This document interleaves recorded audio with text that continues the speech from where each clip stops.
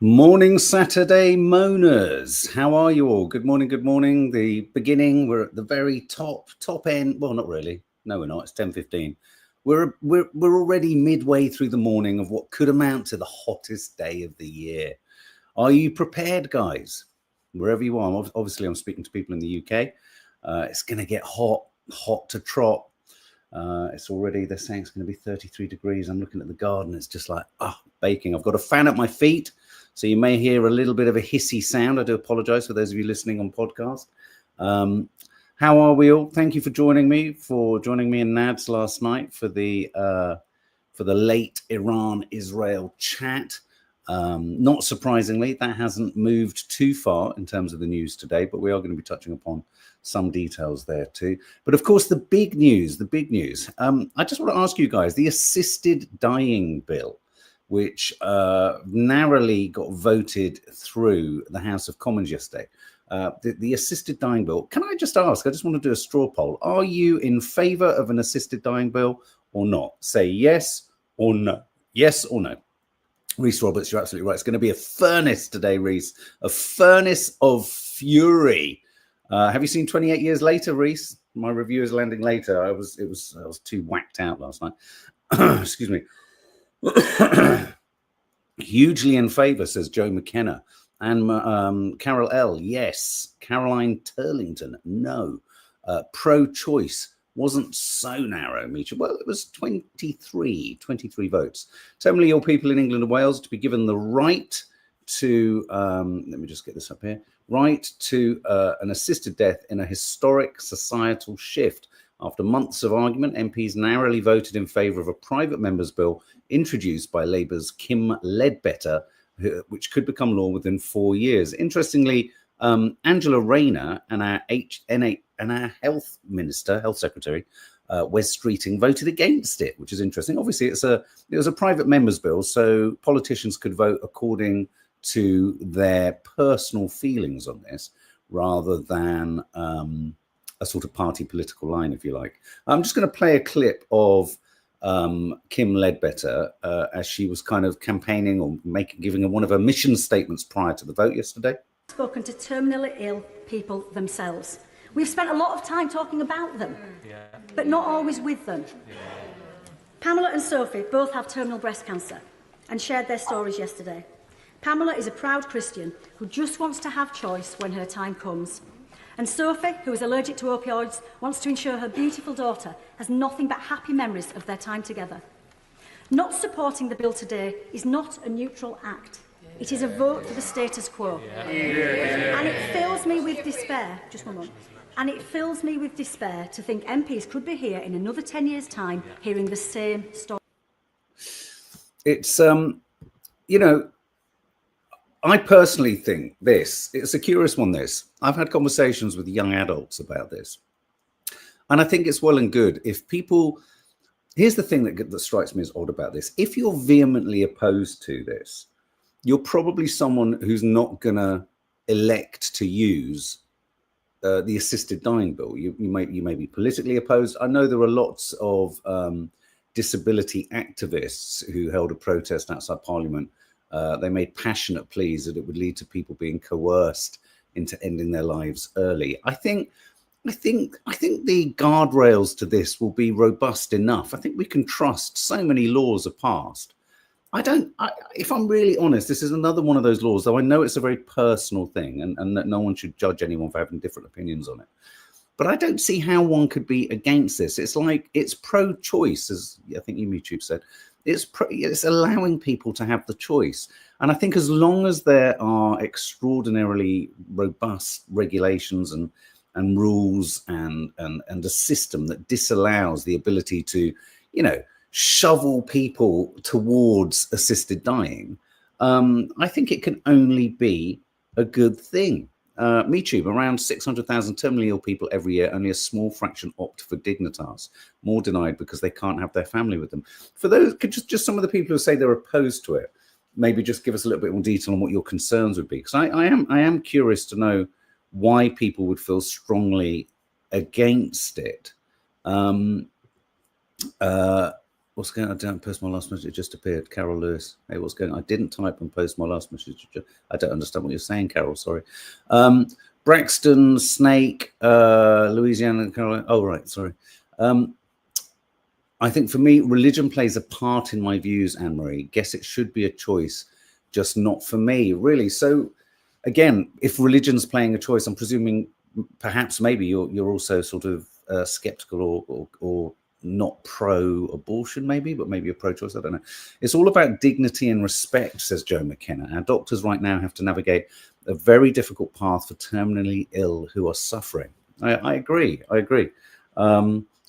Esther Ranson spoke yesterday to a news reporter. She was, I haven't heard Esther Ranson. She's been a huge campaigner for this. We have it in New Zealand and it works very well. Yeah, I mean, I don't think there are going to be people. Excuse me. I don't think there are going to be people queuing around the block. I don't think we're going to have necessarily sort of like, self-service assisted dying. I don't think it's going to work like that. So all of the papers, all of the news today, obviously this news landed late yesterday. There is a concern, tears and prayers as MPs reflect on the journey to a historic assisted dying vote. At the end, there was high tension on both sides of a debate that for some was deeply personal. Assisted dying set to be legalised as MPs back Kim Ledbetter's bill in a historic vote. But opponents plan to thwart assisted dying bill in the House of Lords. Now, this is a parliamentary thing. For anyone who's not from Britain or perhaps not au fait with how bills and new acts of law come into being, a House of Commons, people we voted for, they will bring things up, they'll vote on it, and we think, okay, done deal. But then it goes to the House of Lords, which is an unelected house of people who have been put there by various governments or have inherited their positions. So they're not voted for, they're not representative of anyone.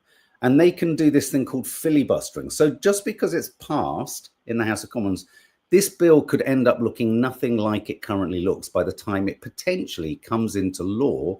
And there's a conservative estimate. They're suggesting it won't be available or ready or fit for purpose for another 4 years. So there's still a campaign out there and there's still a methodology that this could be prevented. I just wonder at what point can we not just say the House of Commons have voted it in, the House of Lords should observe that, and let's just, it sounds awful because can we not try it? It sounds humane. I think all of the people behind it have a humanitarian aspect to it. There's the possibility, for example, we don't say let's not have motor cars just because some people might drive cars irresponsibly and drive and drink drive and drug drive and joyride and cause crashes. Everything is imperfect to some degree. But I think when you look at the kind of overarching kind of essence of what this is about, this is only coming from a place of care and concern for those who want this. It always strikes me as odd that people who stand outside abortion clinics, for example, you're totally entitled to have your opinion, but why do you have to impose it upon someone else if they've got the choice? You don't have to opt for, Jackie Bellino. I'm just going to have a sip of my coffee. Oh, God, that was great. Wabi sabi, Japanese term for imperfect perfection, Reese. Absolutely. Rebecca Cox, I agree with freedom of choice. I guess a concern is if elderly relatives feel pressure to do it as being ill for a long time uses the family inheritance. But again, I think too much, I understand what you're saying, but again, I think too much could be made of the idea that families are shuffling their relatives. At the end of the day, doctors have to sign off on this.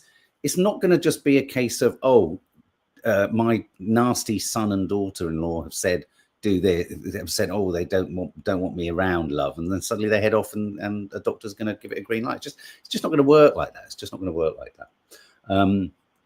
So anyway, all of the papers, we're not doing the papers, but all of the news websites are focusing on this story. Let's have a look at this. What does Dottie Woozle say? When that close to death, a percentage of them will have family members acting as attorneys who might make that decision, and their decision might conflict with the non-attorney family members. Again, you can't have an entirely perfect answer. And that's not to say that you're ushering in a new era of darkness, but I think people aren't listening to those people who are living with terminal, diseases, or living in constant pain and agony, and leave memories for their family of just distress and disturbance and trauma. I think it's too easy to keep looking at the what ifs, when we're looking at the actuals. This is actually happening. And I think we need to, at the very least, test drive this idea with robust rules in place of allowing people. And going back to this conversation that I had with a number of young people, it's interesting. Quite a few young people have said to me, oh, wow, so do you think this is going to come in? Young people who aren't themselves thinking about death yet, though we all have an existential crisis when we're young. I felt an ease. Say, for example, with me, I had double pneumonia as a kid. I made stupid decisions of smoking when I was younger. I live in fear that my way out, or the end of my life, would be a respiratory problem. And the idea to me of, regardless of how many opiates and the idea that I could, with whatever condition I got, I could suffocate out of this life. If I knew there was the option, and my family knew there was the option, and it was clearly sort of defined that I could end my life early, this law removes that very real fear for me. And again, as I say, a number of young people have themselves shared, oh my God, that feels so, it's taken an element of fear and unknowability and the potential for pain and agony out of end of life. And I think that's something that's a good thing, if I'm honest. It's down to quality of life, Mo Power, rather than quantity of life. Yeah, just wonder why the Royal College of Psychiatrists oppose this bill, but then countless people support the bill. So yeah, maybe you could tell us. I don't know. I haven't looked at what their opposition is. The heat wave, guys. Current heat wave is likely to kill almost 600 people in England and Wales. This is. Yeah, I mean, we laugh and we joke and we talk about the heat, but it has a very real problem, for older members of society. You can overheat. I mean, I did a workout. I did a workout yesterday, and you're supposed to be quite careful. You're not supposed to over push yourself. So do keep your eye on all the older people in your family. Because it's not just elderly, but children too. It's easy to get caught in the kind of joy and the brouhaha of hot weather, but actually, make sure everyone and vulnerable people that are around you are, hydrating and all the rest of it. In the Telegraph, one of their journalists said, let's see how hot the tube is during a heat wave. So he jumped on board to investigate. Has anyone been on the tube? When it's this, the London Underground is hideous. Let's see if we can all guess what tube line in London, for those Londoners and people who know the tube system, do you think would be the hottest in a heat wave? My prediction is that the Northern Line will be the worst. So let's see what's the name of this journalist? Jack, what's his name? Oh God, it's never obvious. Jack Rear and Hannah Kelly. They went onto the Underground to see which was mine is the Northern Line. I think the Northern Line is going to be the hottest. So starting at it's infamous. It was in fact only the second. Oh, it's the Central Line. The Central Line is the hottest, followed by the Victoria Line. Good God. Central Line was the Victoria Line was 33.6 degrees. The Northern Line was 32.4. Sorry, I got that wrong. So it's the Victoria Line that was the hottest. The Central Line was 31.7. The Elizabeth Line was 25.8 if it's working. District Line. So avoid the Central Line. I used to be on the Central Line. When I went to school, I was always on the Central Line. Greenford to Notting Hill. So anyway, just be careful. All of the papers obviously covering the heat wave.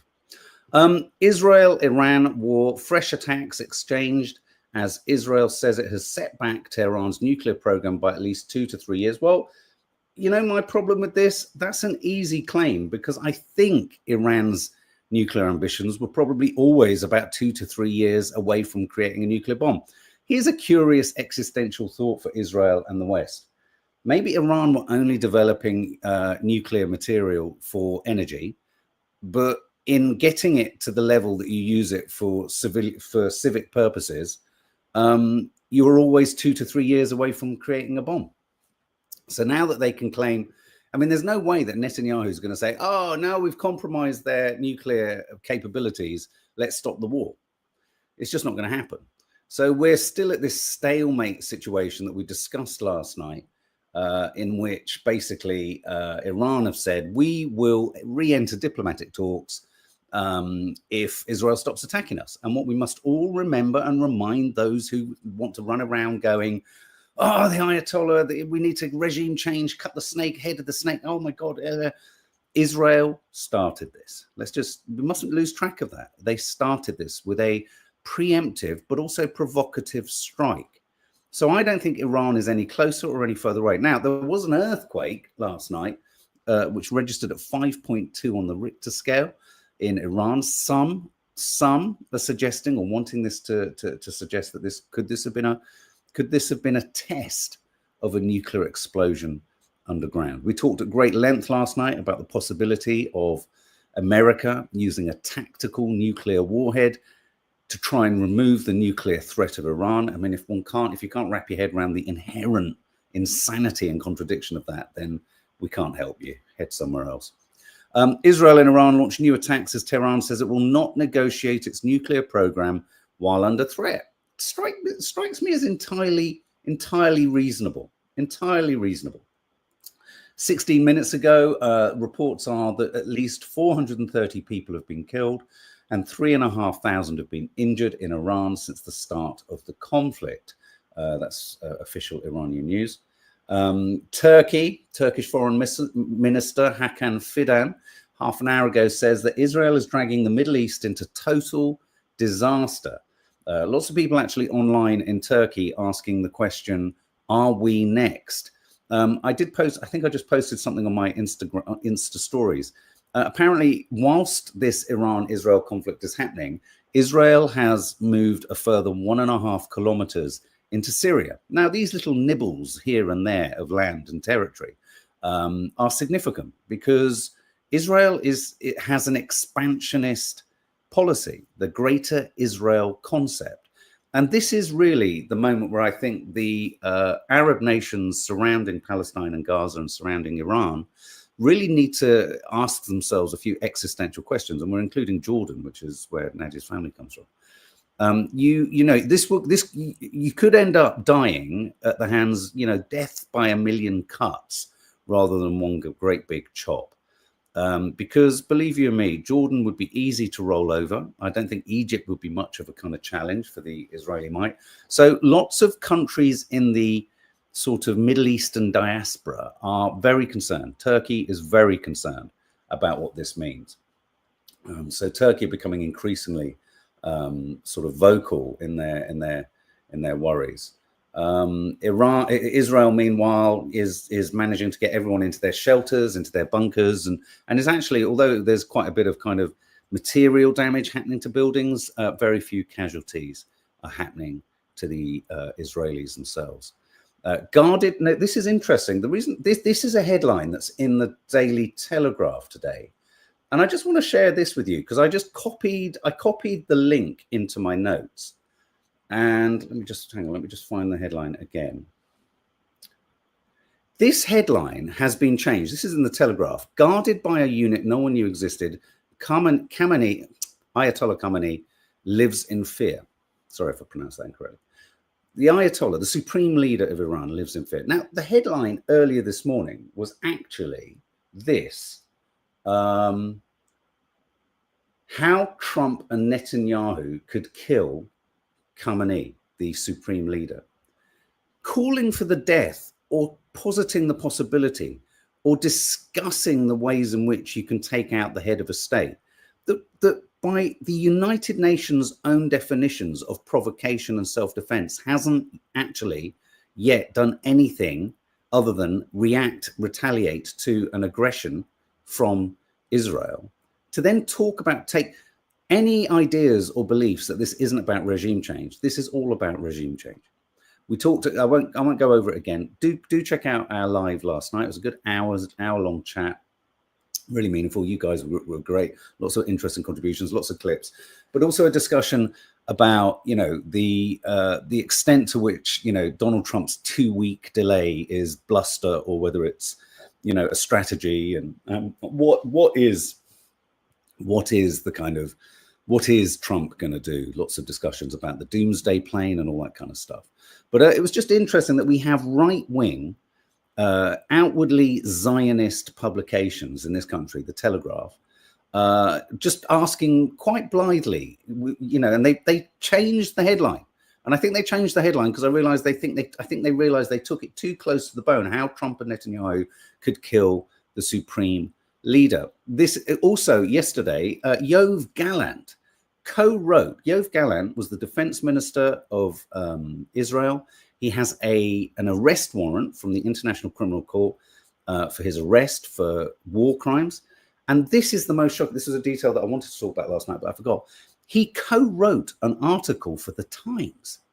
The Times newspaper published a piece co-written by a wanted international war criminal. That's how compromised our media is. And you have to really understand now that if you ever read the Times, if you ever read the Telegraph, which we do because it's always keep your enemies close to you. You know, always look at what the propagandized language is that's being used by one side against the other. The Guardian, I think, of all the kind of mainstream media publications, tries to navigate quite a straight, sort of neutral kind of path through all of this. But my God, the Telegraph, the Times, entirely compromised. Entirely. Do not trust its coverage of anything other than perhaps lifestyle pieces about the alcohol content of various wines and martinis and shit like that, or perhaps the nicest kind of overnight stays in the Cotswolds. You could maybe trust them for that, but everything else is total fucking bullshit. Okay, total bullshit. They publish it. Publishing a piece by a wanted war criminal. So the question we were asking last night: has Trump chickened out on Iran? 5 possible reasons for his 2-week delay. And this again is courtesy of the Telegraph. But let's have a. Shall we scroll through them? We talked about it. Could be domestic disputes. His flirtation with war has sharply divided his base. We've talked about this. Could he have upset his MAGA base? That's one reason. Military movements. Is he buying himself more time to get lots and lots of his toy soldiers into the right positions? The rumor mill is that Israel's Iron Dome is running out of batteries. It's running out of missiles. It's running at 60% optimal kind of interception rate. Is he buying more time? Some are suggesting he's going to attack this weekend. Israeli attrition, allowing more time for Israel to compromise Iran. But again, how much of the success of what Israel's doing is Israeli propaganda? How compromised is Iran? We will never fully know. Diplomatically, is he giving it 2 weeks because he genuinely wants diplomatic negotiations to succeed? It would suggest not, because Iran has said they're happy to do diplomacy, but Israel has to stop fighting. So really that allows you one thing as a diplomat. You have to turn to Israel and go, are you willing to stop attacking Iran? And what are they going to say? No, of course they are. And finally, is it all just a ruse? Could he be saying a 2-week delay, just like Trump did for the nuclear negotiations that were happening last weekend? We've only been in this conflict for a week, guys. Do you remember? Iran, with all due respect, were thinking, oh, we're meeting for a kind of conference and diplomatic chat about nuclear program, and then they were all killed. So, I'm sure Iran are a bit smart to this now, but perhaps, oh God, look at that bite. Perhaps this is all a ruse and he's going to hit them tomorrow. That's something that a number of people feel could happen. Here's a photo of Donald Trump doing that weird thing. Isn't it weird that every image of Donald Trump on Air Force One looks like he's just come out of the loo having done a real stinker, doesn't he? He looks like he's going, I really wouldn't go. I wouldn't go in there, guys. You know, you need to build a wall. It's quite something in there. Yeah, I don't know about a tactical nuke, but there's a nuke that's happened just behind me in that lavatory. Be careful. Be careful, team. He looks like he's literally just coming out of the loo.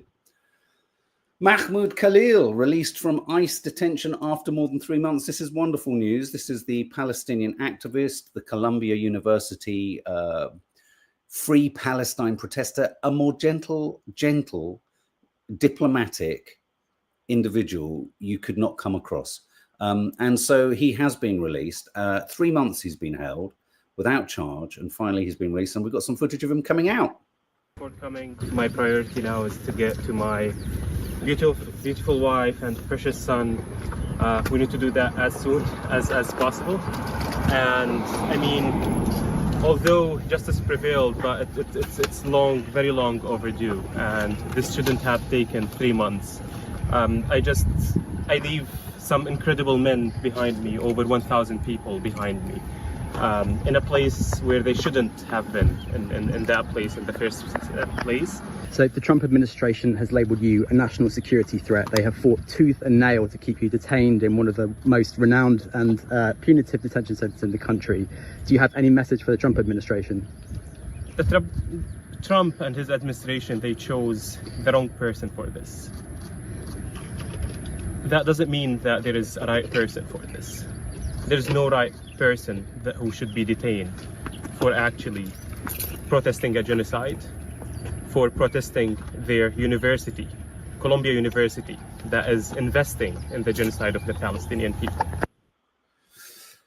Calm, measured, non-violent, a threat to Trump. That's a real threat to Trump.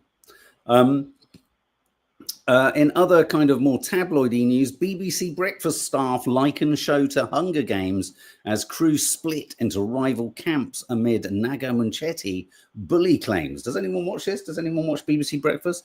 I'm going to say something. What's the name of that guy who's often alongside her? Charlie.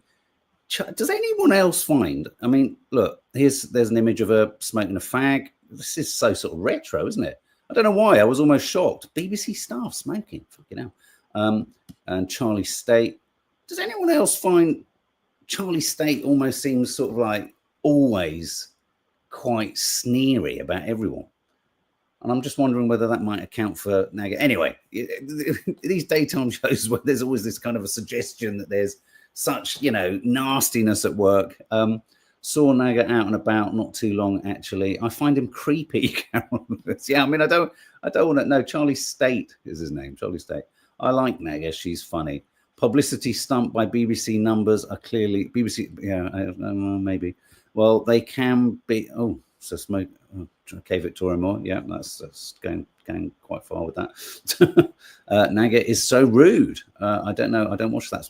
I mean, I find the news on television so mind-crunchingly obvious and simplistic that it makes me come out in hives. I find it. Nadia was once interviewed by Charlie State, and she said he was so sort of, smug and. But there they are. Look, yeah, sandblasted.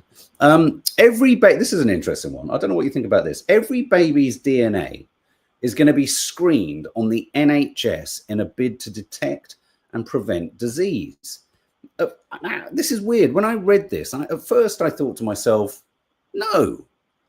And then I thought to myself, well, and then I thought to myself, no again. I don't know about this. What do you think?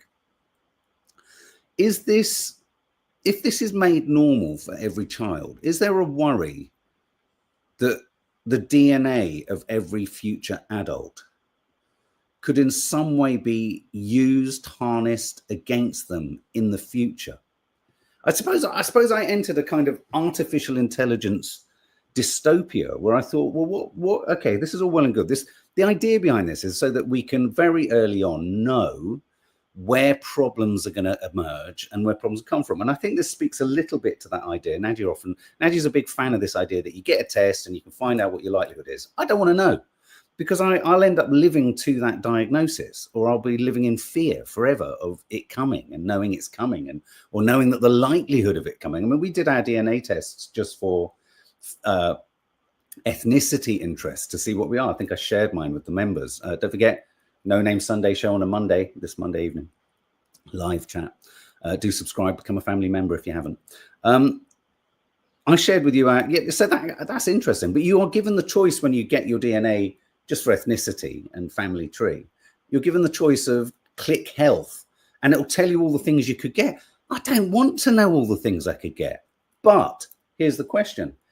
If someone had done the DNA test on me as a baby, and a proclivity towards something was known from an early age, and preventative measures could be made, but then I started to think, oh my God, hang on a minute. But then this is just another opportunity for big pharma to kind of tie into or connect to the incoming health issues so in fact, big pharma could map out their likely money earning.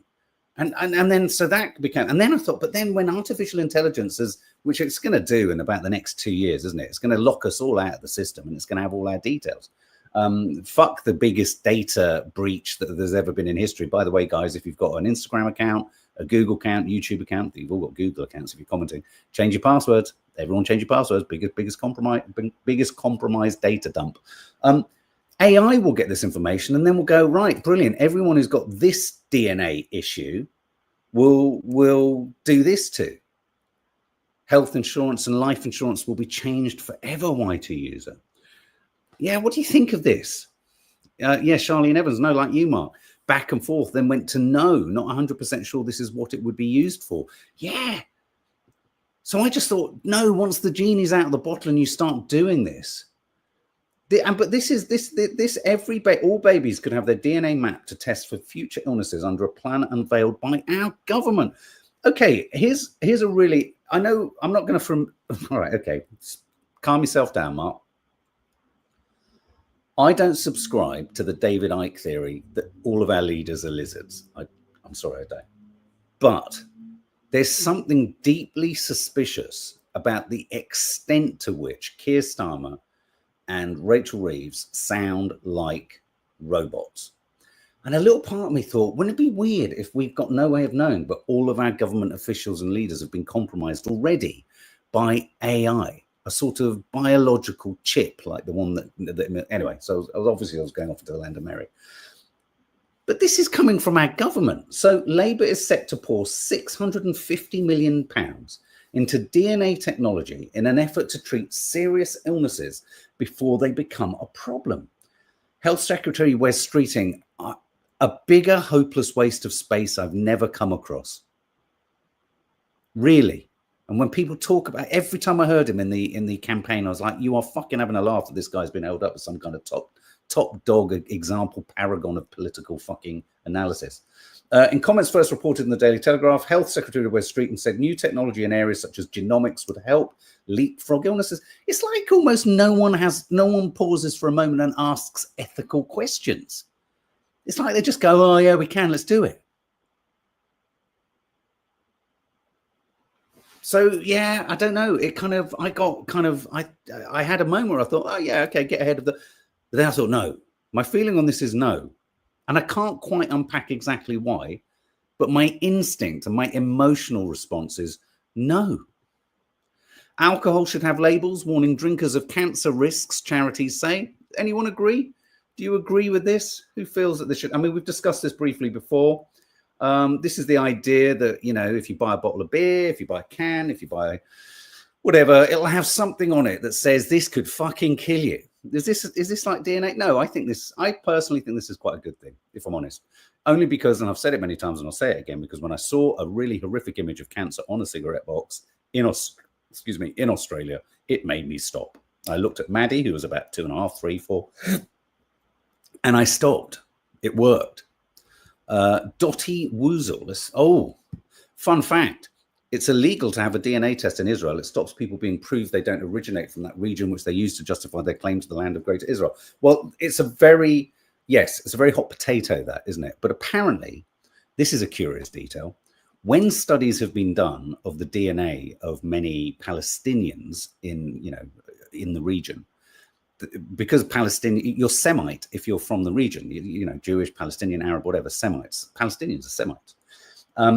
Apparently, there's an argument to say that many of the Palestinians could lay claim to being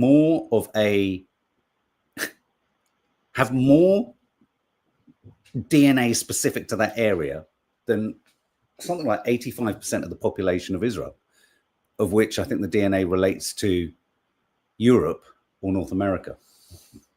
It's hot potato, as I say. I think alcohol should have labels warning drinkers of cancer risk, because if it just stops a few and it makes people go, fucking hell, Jesus Christ. Once you're drunk, you can't read the labels. So you've only got, when you're smoking, you can keep looking at the packet and it just fucking drives you mad. The thing with alcohol is you've got that one hit of the label. Oh my God, look at this. You have one. And you're like, I can't quite read that. It's all right. Let's get rid of it. And then you just get drunk. Harden up. Sex drug Viagra has surprising new health benefit and could help 3 million aging Brits, say scientists. What do you think? What do you think the byproduct of? Well, apparently, I didn't realize, but there is a suggestion that Viagra can help with combating Alzheimer's. It can reduce Alzheimer's. But anyway, what do you think this might help? It's obviously it stiffens one part of you up, your anatomy up. But what do you think this? What do you think this is referring to? Any guesses? Surprising new health benefit from Viagra? Blood pressure, Alison Barber? I'd imagine. It creates blood pressure in a part of the body. It's found to increase. They found that the Viagra can increase the production of vital bone cells. So this could actually help. So Viagra could actually help prevent back pain and fractures in old age. Researchers have found that sildenafil, which is branded as Viagra, has helped human stem cells transform into osteoblasts, the bone-building cells. As we age, we lose more bone. But the team at Peking University did follow-up tests on mice to suggest that it would prevent bone loss. Whoa. So not only does it give you a boner, but it helps your bones. That's desperate to do that all day. And for anyone who doesn't know, there's a little photo of one. Miracle pill, hey? Miracle pill. I'm not going to do that story. I don't fancy doing that story. It was about Bonnie Blue. There's always a piece somewhere talking about how fucking brilliant bingo is. And I'm gonna say something. I don't ever believe it. Every time I'm told in a piece, often in the Daily Star, who says bingo is for old fogies? We headed out for a game and had a blast. Then they show a photo, and I don't think it looks fun. But that said, anyone here a big fan of bingo? Or has anyone known anyone who's a big fan of bingo? Oh, Lynn J has just gifted 5 memberships, which means 5 of you will anonymously receive a membership, which means you'll think, what the fuck does this mean? It means go to the Sunday Show playlist, and we're going to keep it the No Name Sunday Show on a Monday. And you will be notified tomorrow night of when we go live. And you can join us for a much calmer hangout, tasty food, a chin wag, book reviews, poetry readings. Toffee sometimes reads poetry too. It's an amazing place. Anyway, hate bingo, reminds me of old people. I'm 56, Audrey. Victoria Moore, can't beat a bit of bingo. Becca, love bingo. Oh, okay. Used to play bingo Elaine Denning on holiday with my boy when he was little. Great fun. I have filmed in a bingo hall once, and I was following a team of women who were very, very competitive. One of them's, I think, karate chopped a team next to them and stage dived and rugby tackled someone. It was quite something. I've been to the bingo. Those people are crazy with those dabbers. That's what I mean. I think one woman dabbed me in my forehead. This is quite something. Bingo. Anyway, I don't never buy it myself. But also, have you seen the footage of people? Bingo makes me feel depressed, says Natasha. I don't know why. I think me and you share the same response to it. But have you seen those people go? And some people have got like 8. I bet if they took Viagra, they could do 56. What's a bongo bingo, says Edward. I don't get us going on that. And finally, Daily Star, have a gas with our guff guide to farting through history. Now, We love a good fart in our household, and that's a great image that the Daily Star has obviously got a smoke machine and got one of their journalists to just lift his leg a bit. But this is funny. We revealed what Rottweilers apparently are the windiest dogs, but humans have been obsessed with bottom burps for centuries. I just wanted to share this. Apparently, there used to be something called professional flatulists, employed to provide entertainment by passing wind in amusing ways. Now, the reason I wanted to read that to you is I'm not too sure how many of you here are kids of the 70s. I remember watching a talent show with my granddad, and I'm pretty certain a French man was standing on stage and he farted melodies. He farted tunes. One of the most famous flatulists was 12th century Roland the Farter, who was given a manor in Suffolk for his cheeky cheese-cutting services to Henry II. Apparently, he was especially popular at Christmas do's. Frenchman Joseph Pujol chuffed out whole national anthems through his bum at shows in the 19th century. And the proud tradition has been continued by Britain's own modern flatulist, Paul Oldfield, known as Mr. Menthane. My dog is a silent farter and stinks, bless him. Yeah, always hated farting jokes, says George Henry Moore. Yeah, they don't. Yeah, I know what you mean. They're a bit of a blow-off, aren't they? And finally, let's end with some beautiful images that always frustrates those who are listening to the podcast. The sun rises over Glastonbury Tor in Somerset as the hot summer weather continues. Met officers warn thunderstorms. Isn't that beautiful? Summer solstice and all the rest of it. All that kind of, the moment vandals in sandals go charging around Glastonbury, elbowing everyone out of the way and waving bits of sage. Get out of it. This is a beautiful image. Half moon in the night sky above Istanbul steals the limelight from the Galata Tower and the Grand Kamlika Mosque. I have to say, we were talking about going back to Istanbul. It is beautiful. Istanbul is beautiful. It delivers all of that sort of Middle Eastern magic in a way that actually I was quite shocked, apart from Petra, but, Amman doesn't. This is a great image. Look, the actress Rachel Zegler, who plays Eva Peron in Evita, apparently for part of the show, she comes out onto a balcony outside the theatre. Must be frustrating. You've paid all that money. You've paid all that money for a really uncomfortable seat. And then the most dramatic part of all of it is her going out, and then you watch it on a screen in the theatre. I mean, a little part of me is like, we've got this the wrong way round. It's quite a good image, isn't it? Might head up there and we could go and film it. Check this out. I can't believe this hasn't been tampered with. A powerful tornado with winds of up to 134 miles an hour captured in Nebraska by British storm chaser David Mayhew. I don't know why they go into the detail of him once living in Ipswich. We don't need that. But look at that image. I mean, that's straight out of Wicked. And finally, don't adjust your sets. This is someone who was protesting outside the White House, and he's just moved his mask up over his head. Isn't that a surreal image? It's brilliant. Anyway, guys, there you go. The Curly Cooks. Wow, good timing. Look at that, 2 minutes. Curly Cooks is being premiered. So there is live chat. When I say live chat, the show isn't live, but you can live chat with each other. Nadia, if she's not busy, may well have time to chat with you too. So there you go. Thanks, guys. If you haven't, do subscribe. Something else will be landing. 28 years later, we'll be landing my review. See you later, guys. Take care. Bye.